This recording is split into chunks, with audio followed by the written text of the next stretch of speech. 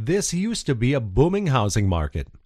People were buying houses in the market when it was high in 2006 and 2007. Now they've lost $100,000, $200,000, $300,000, $400,000 of equity in their home if they had equity, but now they're finding that their mortgage is more than the value of the house. Now, for sale and foreclosure signs dot the landscape. For some people, getting out of those homes is just an added complication to existing turmoil.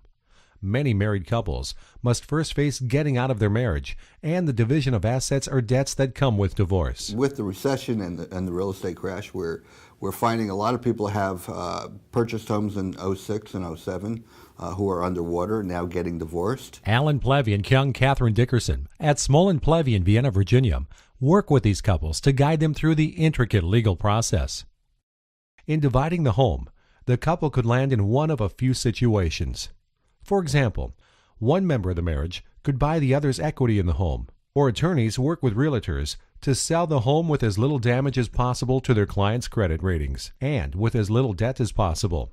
Also, in a divorce situation, if nobody wants to buy the other person out of the house, because in that scenario, you're buying more debt than the house is worth.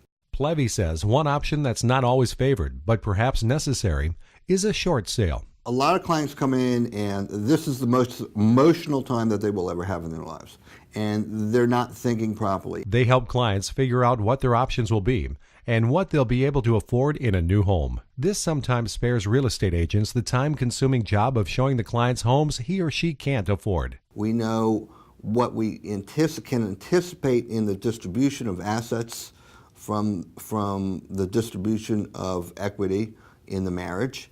And we work with them in looking to see what they can afford.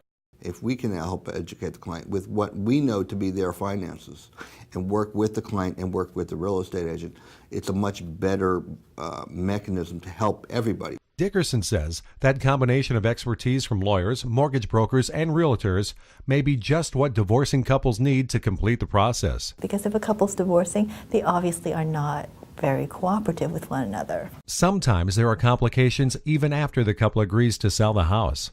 For example, their respective realtors will have their own clients' interests in mind.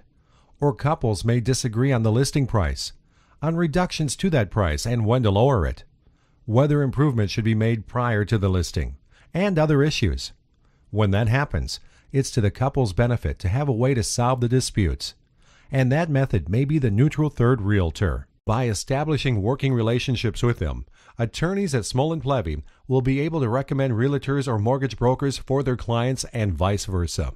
What we're looking for is innovative people that we can work with, whether they be mortgage brokers trying to help us with a client who's refinancing a house, or a real estate agent who we need to get rid of a house. We need to sell a house on behalf of a client. Through that teamwork of advice and guidance, our clients can receive the service they need, making a challenge that's all too frequent much more manageable.